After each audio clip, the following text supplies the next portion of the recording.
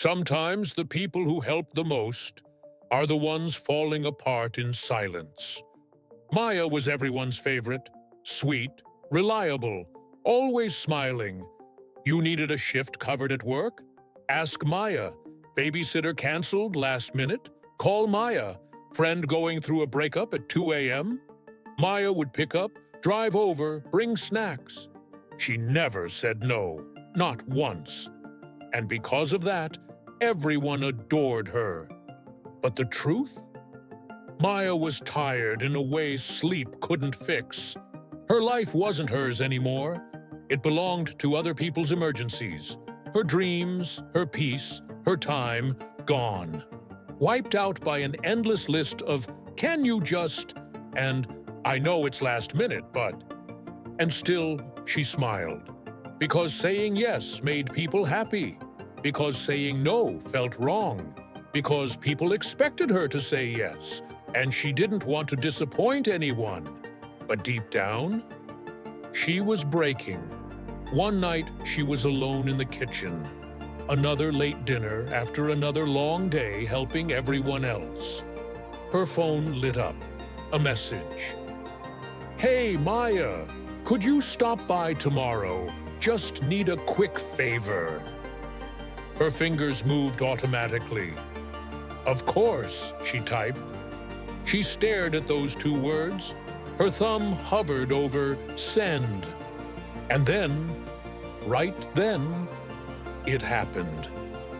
A tiny voice buried under years of noise whispered, "What about me?" She froze. Her heart actually skipped, because no one had asked her that in years. Not even she had. What about her? What did she want? The house was quiet, but inside Maya, something had cracked. Not loud or dramatic, but deep. And that's where it starts. Not with anger, not with a breakdown, but with a whisper, a flicker of truth. Because sometimes all it takes is one small moment to change everything. It was raining hard that night, the kind of rain that makes the whole world feel heavier. Maya didn't plan to stop. She just ducked into a small bookstore to get out of the storm. It smelled like dust, ink, and old paper. Quiet, almost too quiet. She wandered between shelves, not really looking for anything. And then, there it was, a strange little book with a bright red cover. The title slapped her in the face. "No" is a complete sentence. She picked it up, flipped it open. The first line read, "Every time you say yes to someone else, make sure you're not saying no to yourself." That one sentence hit like a punch to the chest. Her throat tightened. She kept reading, page after page, about boundaries, burnout, broken people-pleasers. It felt like the book had been written just for her.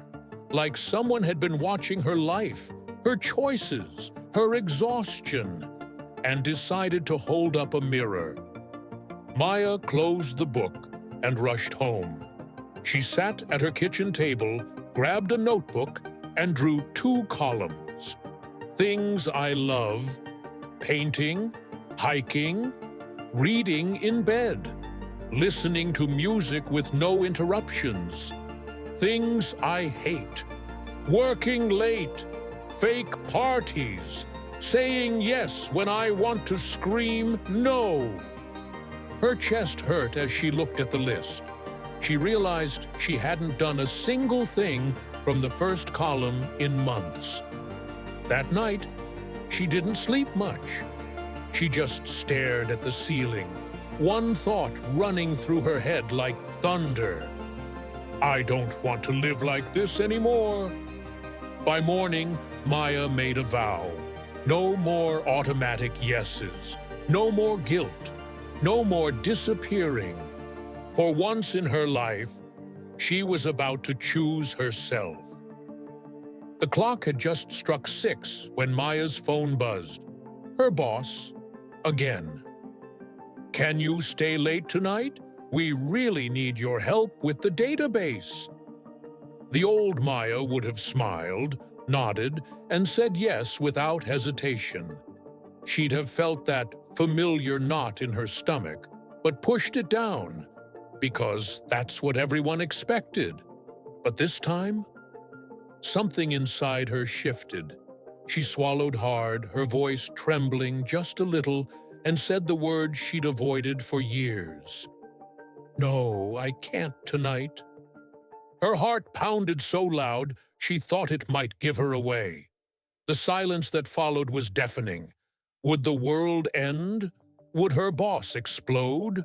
Would her reputation shatter? None of that happened. Her boss blinked, surprised, then simply said, "Okay, I'll find someone else."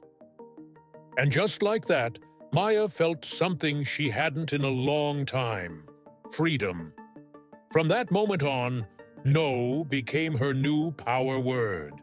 She said no to pointless meetings that drained her soul, no to friends who only reached out when they needed something, no to emotional vampires who sucked her dry. Each no peeled away the weight she'd been carrying. She felt lighter, stronger, but there was a catch: loneliness. People she'd called friends started drifting away. Invitations stopped coming. She wondered, am I selfish? Am I making a mistake? But with every no, Maya was saying yes, to herself, to her peace, to the life she wanted. It wasn't easy, it was messy, but it was hers. And this was only the beginning. ChatGPT said, the moment Maya started saying no, the world around her began to change, but not in the way she expected. Invitations stopped. Messages went unanswered. People she once called friends simply faded away. The whispers started too.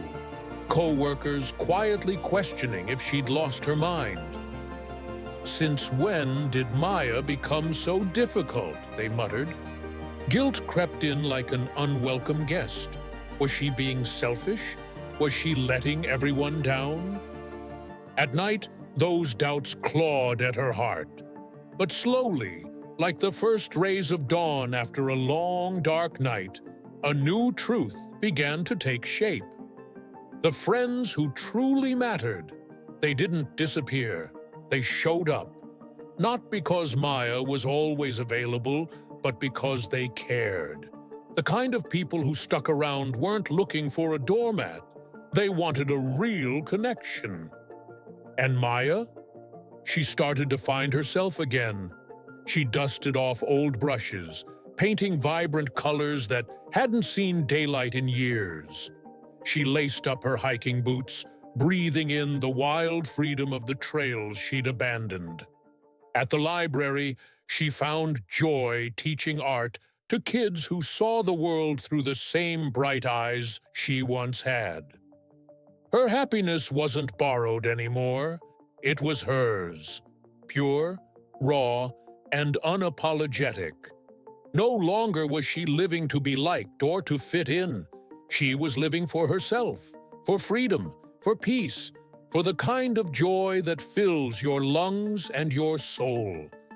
And that's when Maya realized saying no wasn't just about protecting her time. It was about claiming her life back, piece by piece.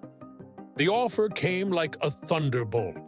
A dream job overseas with a fat paycheck and a title that glittered with prestige. Everyone around her buzzed with excitement, certain Maya would jump at the chance. It was the kind of opportunity people chase their whole lives. But Maya? She felt nothing but a hollow pit in her stomach. She knew this wasn't what she wanted. The long hours, the endless pressure, the distance from the people she loved, it would swallow her whole. So, in a moment that stunned everyone, She said no. Calm, firm, unshaken. The silence that followed was deafening. Her bosses looked at her like she'd lost her mind. Colleagues whispered behind closed doors. But Maya, she felt something she hadn't in years. Peace. That fierce, quiet kind of peace that comes only from being honest with yourself. Fast forward a year, Maya's not chasing titles or paychecks anymore. She runs her own art studio, a small, vibrant place filled with colors, laughter, and people who love her for exactly who she is. There's no exhaustion dragging her down, no pretending to be someone she's not. Her life isn't loud or flashy. It's quiet, deep, and real. She didn't just carve out time for herself, she found herself. And in that discovery, she found freedom. Because sometimes the most powerful yes you can say is the one you say to yourself. And the most courageous no is the one that saves your soul.